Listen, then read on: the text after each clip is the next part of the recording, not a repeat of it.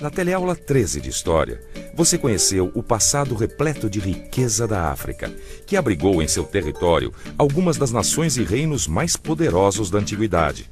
E soube que até o período medieval, o continente africano era conhecido como a Terra do Ouro. Hoje, você vai conhecer o destino da África no mundo moderno. Vai saber que durante cerca de 400 anos, o continente africano foi vítima do mais longo processo de imigração forçada da história humana. Cerca de 11 milhões de africanos chegaram como escravos nas Américas.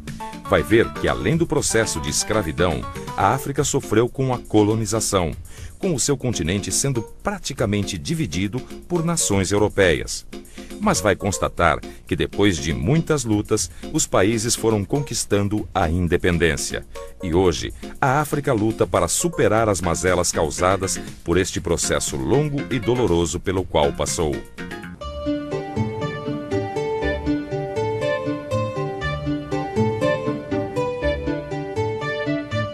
A construção da identidade brasileira passa necessariamente pela contribuição dos africanos que aqui chegaram como escravos. Transformaram-se em cidadãos brasileiros e nos legaram seus valores civilizatórios e uma cultura riquíssima. Uma boa palavra para sintetizar a África é diversidade. Nas paisagens, nas línguas faladas, nas opções religiosas, nos costumes e modos de vida, a África é um continente plural. E isto não acontece apenas de um país para outro, mas mesmo dentro de uma mesma nação. A Nigéria é um bom exemplo. Lá se fala cerca de 500 línguas, entre idiomas e dialetos. Seus habitantes muitas vezes falam mais de um idioma no seu dia a dia. E para eles, isso é algo que já faz parte do cotidiano. Na África toda, se fala aproximadamente 2.000 línguas com seus dialetos. E os números não param por aí. A África é o segundo continente do mundo em população, com mais de 850 milhões de habitantes. A taxa de crescimento é uma das mais altas do planeta, por volta de 3% ao ano.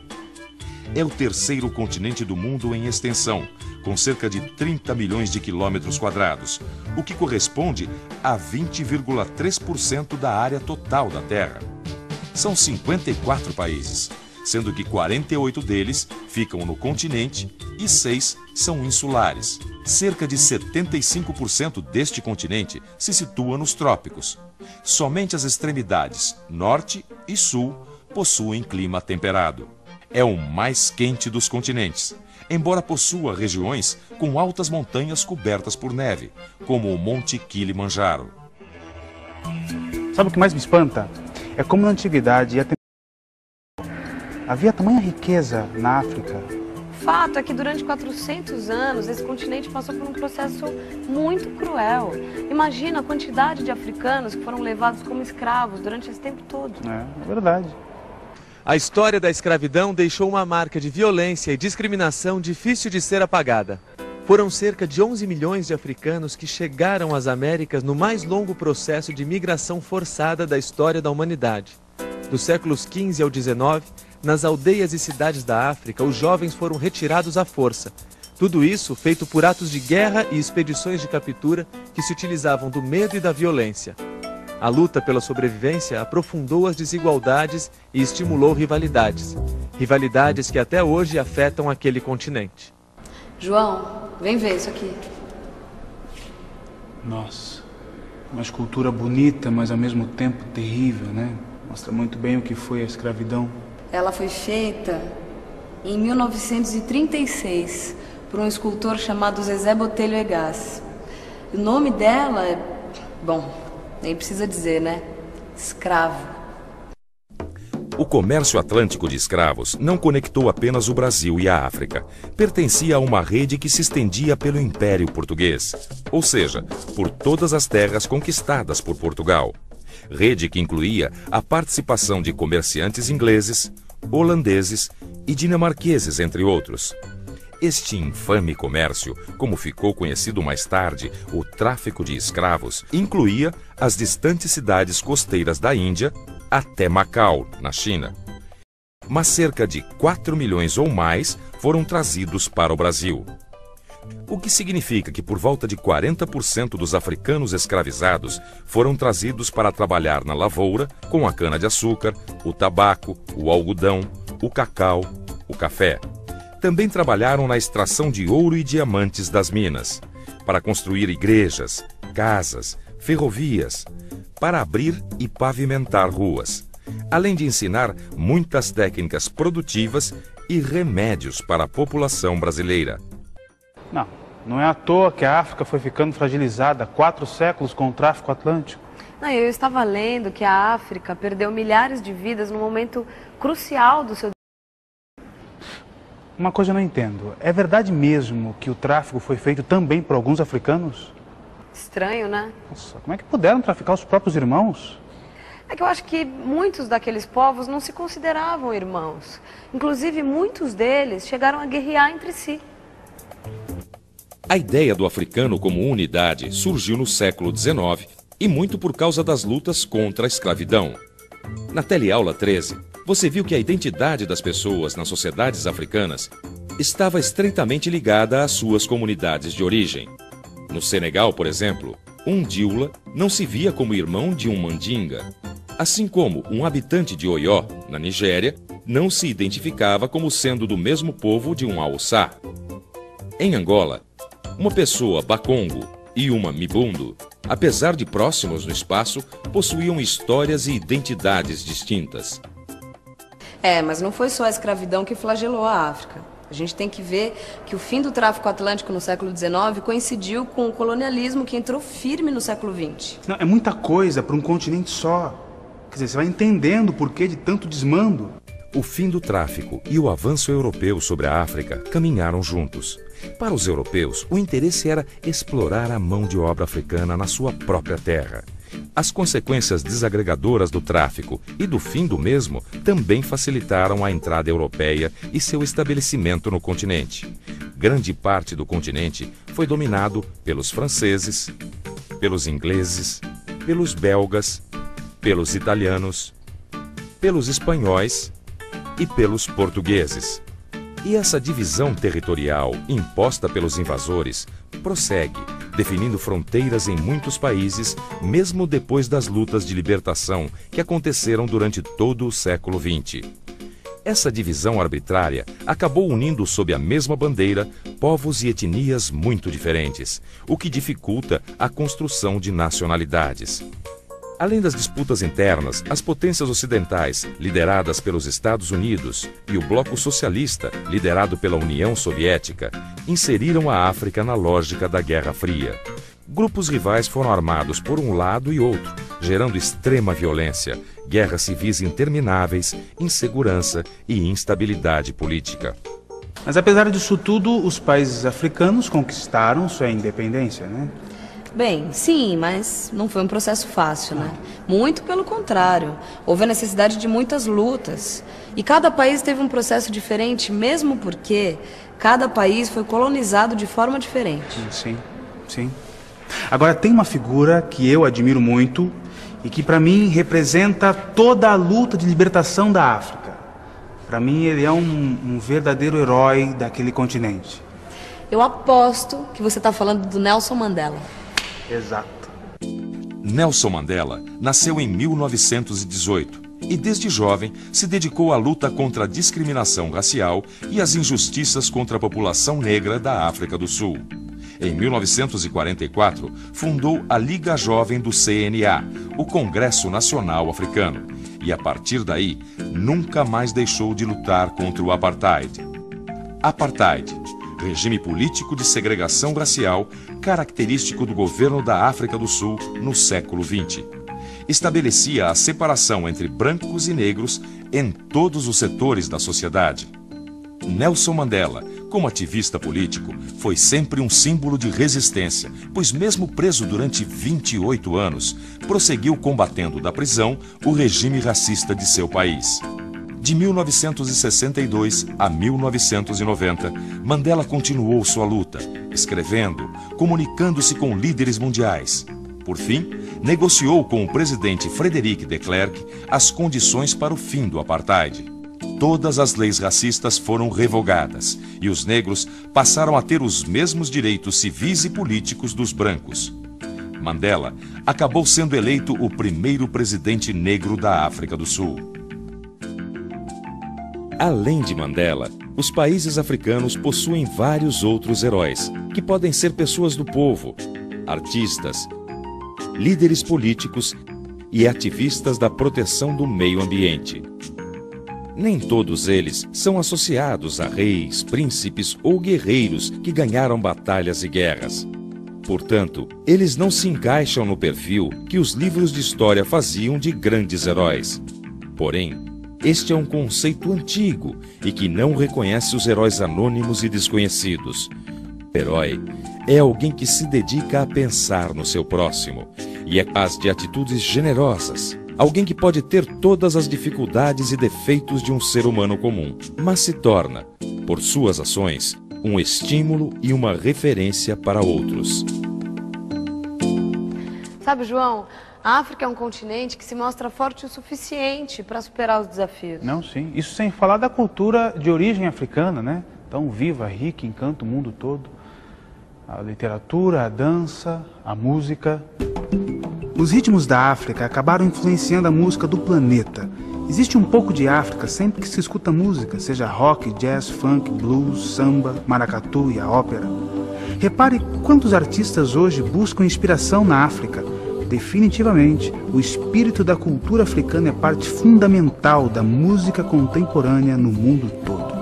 E não é só na música, não. É nas artes em geral. Uma coisa que a gente conhece muito pouco e que eu estou tratando de me atualizar é a literatura africana, que já produziu nomes muito importantes.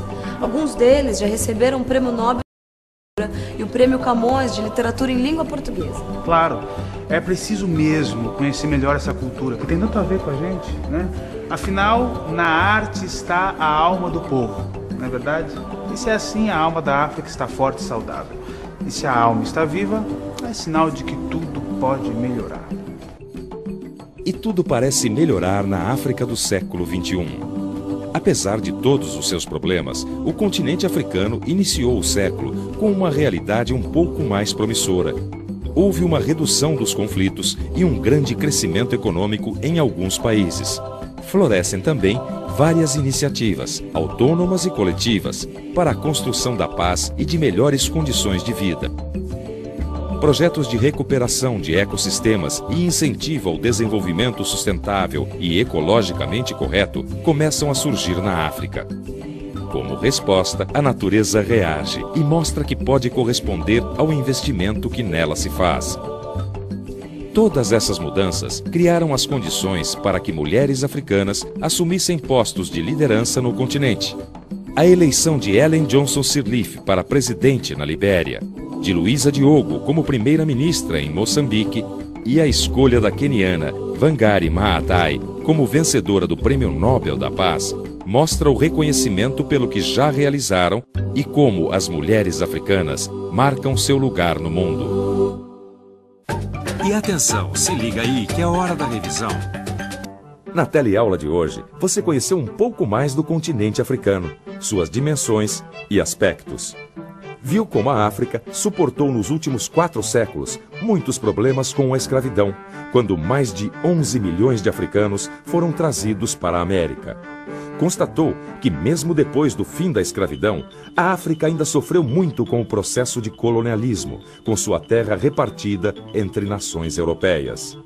Viu que apesar de todos esses problemas, os países africanos foram recuperando sua independência. E todas essas lutas podem ser sintetizadas na figura emblemática de Nelson Mandela, que conseguiu derrotar o regime do apartheid na África do Sul. Por fim, soube que a cultura africana, seja nativa, seja a que foi levada pelos escravizados, influenciou as artes no mundo inteiro. E que nesta cultura, a alma da África ainda permanece viva e cheia de esperança. E agora vá direto para o seu livro de história. Lá você vai poder aprofundar todos esses assuntos que viu aqui. Bons estudos!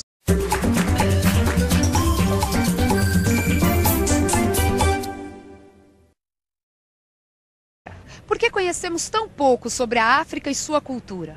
Mais ainda, o que conhecemos daquele continente no período que costumamos chamar de Antiguidade e de Idade Média. Na teleaula de hoje, você vai conhecer mais profundamente o continente africano. Vai ver que ele foi o berço da humanidade, fornecendo as bases para a civilização egípcia. E foi considerado a Terra do Ouro pelos europeus na Idade Média. Vai conhecer um pouco sobre as culturas banto e a riqueza do patrimônio artístico e cultural da África. E perceber a importância do islamismo naquele continente. Vai constatar, por fim, que a África possui um passado rico e importante para a história, que nós pouco conhecemos.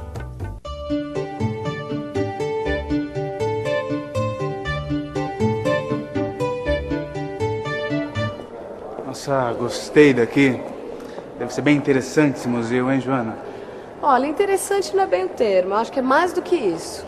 É um museu vivo, que resgata a memória afro-brasileira.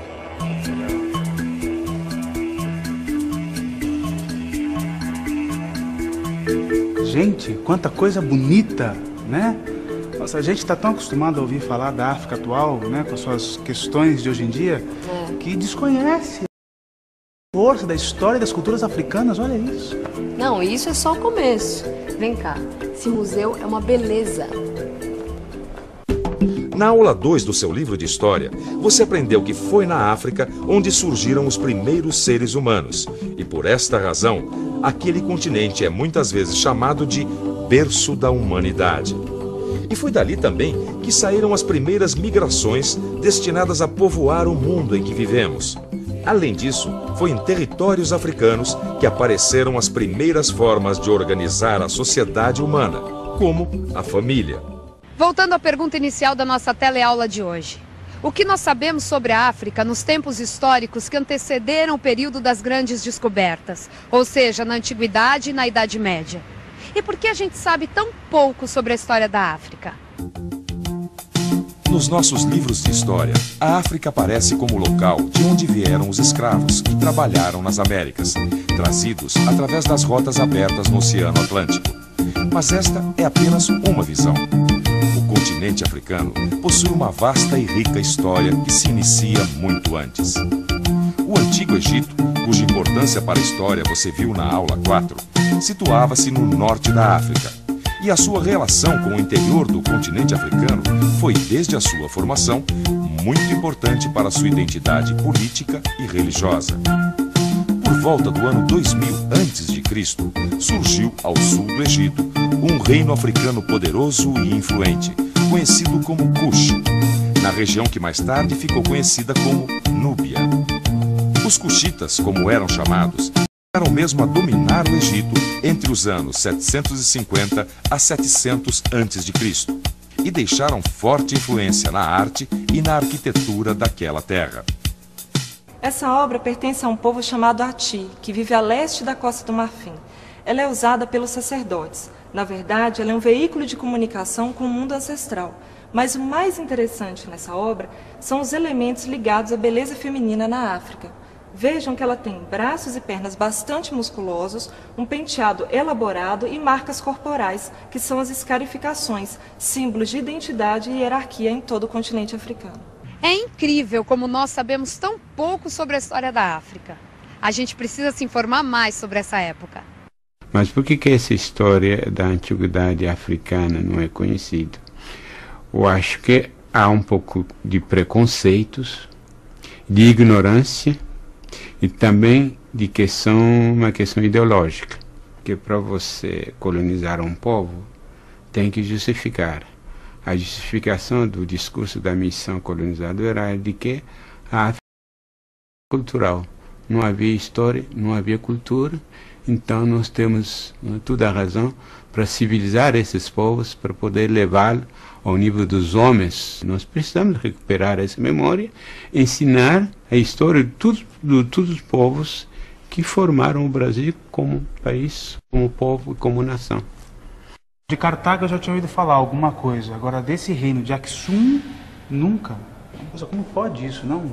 Não, e não para por aí, não. A riqueza da África nesse período, que vai da Antiguidade até a Idade Média, é muito grande. Surgiram muitos reinos mais. É verdade. Entre os séculos 9 e 15 depois de Cristo, surgiram poderosos reinos na região conhecida como Sudão Ocidental. Os antigos reinos de Gana, de Mali e de Songhai ficaram conhecidos pelo controle que tinham sobre as rotas de comércio e as minas de ouro da região. Esses reinos comerciavam com diferentes partes do mundo, incluindo a Europa e o Oriente. Faziam esse comércio através de rotas de caravanas que atravessavam o deserto do Saara e chegavam até o norte da África. E além dessas rotas através do deserto, havia também rotas marítimas, pelo litoral da África Oriental, pelas águas do Oceano Índico, em direção à China e à Índia. Este comércio fazia com que houvesse intercâmbio muito intenso de tecnologia e conhecimento. A riqueza desses reinos africanos era tão famosa na época medieval que a África era conhecida como a Terra do Ouro. E também a Terra do Marfim, das minas de sal, enfim, um território muito rico, cheio de prosperidade. Tanto que num mapa do século XIV, os reis africanos foram representados com uma pepita de ouro nas mãos. E a língua, hein, Joana? É um continente tão grande, tantos povos, né? Que língua eles falavam? Era a mesma? Acho que não, mas sei que muitas daquelas línguas tiveram origem banto. Banto? Era uma língua? Era mais que uma língua, era um tronco linguístico. Tronco linguístico? É, como o latim, por exemplo. A língua portuguesa descende do latim, assim como o espanhol, o francês, italiano, são línguas latinas. Então muitas africanas se originaram do banto. É. Assim como os povos que falam línguas derivadas do latim são chamados de latinos, os povos que falam línguas derivadas do banto são chamados de bantus. Quitanda, mochila, neném, carimbo, xodó, farofa. Todas essas palavras que você acabou de escutar são derivadas de línguas de origem banto, que os africanos escravizados trouxeram para o Brasil. Mas existem muitas mais. Vamos pensar um pouco. Como eu faço para entender a importância do banto na África? Bom, o negócio é pesquisar no mapa e no livro e ver como se deram as migrações bantas pelo continente africano. Vamos ver. A primeira grande leva de migração banta teria se movimentado no final do segundo milênio antes de Cristo, saindo de uma região que hoje seria a fronteira entre Camarões e Nigéria. Estes grupos cruzaram a região onde atualmente se situa a República Centro-Africana, ocupando áreas dentro e fora da floresta equatorial. Puxa, agora vamos dar um pulo no tempo, 900 anos antes de Cristo. E temos aqui uma segunda leva migratória. A esta altura, havia dois grandes grupos falando línguas aparentadas, mas diversas. Os bantus do oeste, que permaneceram na região que hoje estaria entre o norte da República Popular do Congo e o leste do Gabão. E os do leste, que se assentaram na região que hoje é a Uganda. Aí está. Realmente, agora eu consigo visualizar a influência do banto no continente africano. Mas a África teve muita influência do islamismo, não teve? Sim, com certeza. A religião muçulmana converteu para sua fé os povos africanos que iam do Egito até o Marrocos. Aí, a partir do norte do Egito, eles tentaram ir para o sul, mas esbarraram em alguns reinos já cristianizados, como a Núbia. Então, ainda no norte, expandiram-se na direção oeste, e foi com grande força que isso aconteceu, porque essa parte da África passou a ser conhecida como Maghreb. Maghreb? É uma palavra árabe que significa oeste. E aí parou por aí? Não, a expansão do islamismo ainda alcançou o poderoso reino de Gana na África Ocidental. E também converteram este reino? Não, Gana não se converteu ao Islã, mas abriu suas portas para os comerciantes muçulmanos, aumentando a influência do comércio em todo o continente, integrando a África, a Europa, ao Oriente Médio e até a Ásia. A religião muçulmana possui uma relação de irmandade entre os fiéis. Este fato torna o vínculo entre os fiéis algo muito forte. Logo, ao aderir ao islamismo, os comerciantes passavam a tomar parte em confrarias desta religião. E os hábitos de honestidade nos negócios e hospitalidade para um irmão de fé eram algo sagrado. De modo que o comércio entre irmãos da mesma fé se tornava algo seguro. E havia ainda outra vantagem. As rotas comerciais estavam se estendendo cada vez mais, chegando até Pequim. Assim, a África muçulmana se interligava de modo dinâmico a todo o mundo conhecido. Joana, esse museu foi um passeio incrível. Obrigado por me trazer aqui. Ah, eu sabia que você ia gostar. Não, vendo essas coisas tão bonitas, fica só aquele ponto de interrogação na cabeça, sabe? Por que conhecemos tão pouco sobre essa história? As razões para isso são muitas, né? O nosso ensino sempre foi mais centrado na cultura europeia. Sabemos muito mais sobre a Europa, tanto na Antiguidade como na Idade Média. O importante é tomar consciência dessa falta de informação e correr atrás do tempo. Não, verdade, está mais do que na hora da gente se interessar mais pelo continente africano.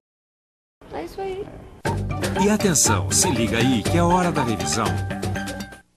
Na teleaula de hoje, você constatou que nem sempre as imagens que chegam até nós falando da África refletem a complexidade e a riqueza da... Recordou que a África é considerada o berço da humanidade, pois ali os primeiros humanos começaram a migrar e povoar a terra. Também foi naquele continente que se iniciou a organização das pessoas em famílias. Viu que a África produziu povos e civilizações de grande importância cultural e econômica que marcaram a história na antiguidade, como o Egito, o Reino de Cush e a cidade de Cartago, entre outros. E também aprendeu que no período que conhecemos como Idade Média, a África era conhecida por sua riqueza e chamada de a Terra do Ouro. Naquele tempo, reinos poderosos como Gana, Mali e Songhai dominaram a parte ocidental da região de Savana ao sul do deserto do Saara, no território africano.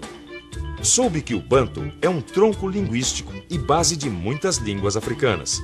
E também que os povos que habitavam o mesmo território foram se unindo e criando suas identidades étnicas, com base na sua língua, seus costumes, sua religião e a memória comum. Por fim, aprendeu que desde o século VII d.C., a religião islâmica penetrou na África a partir do norte, criando vínculos poderosos dentro do continente, fortalecendo o comércio e interligando os ricos reinos africanos à Europa, ao Oriente Médio e à Ásia. Um caça custa por volta de 25 milhões de dólares. Um míssil Tomahawk, mais ou menos 1.300.000. Um míssil ar para ar, 800 mil dólares cada. Granadas e tanques vão de 2 mil a 36 mil dólares cada. Traduzido em gastos cotidianos, pelo preço de apenas este míssil, uma escola cheia de crianças famintas poderia alimentá-las com uma refeição todos os dias, por 5 anos.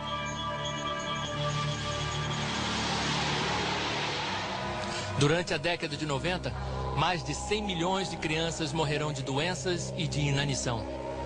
Essas mortes poderiam ser evitadas pelo custo de 10 caças stealth, ou com a quantia que o mundo gasta no seu aparato militar em 2 dias.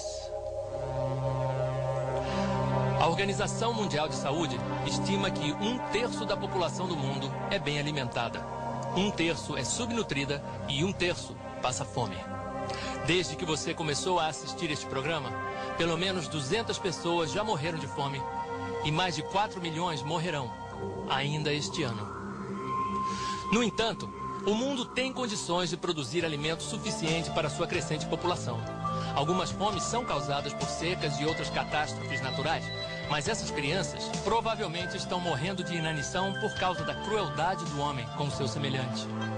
Guerras e embargos, corrupção nos governos e opressão econômica, como a dívida colossal de muitos países em desenvolvimento, com os credores internacionais que lhes ofereceram empréstimos imensos e agora mantêm as nações devedoras em escravidão econômica, cobrando taxas de juros exorbitantes para o pobre ficar cada vez mais pobre e os credores ricos cada vez mais ricos. Enquanto estas crianças morrem de fome, nações ricas do Ocidente queimam milhões de toneladas de alimentos por ano para manter os preços altos. As fomes, geralmente, são resultado da corrupção e ganância do homem e por sua falta de interesse pelo próximo.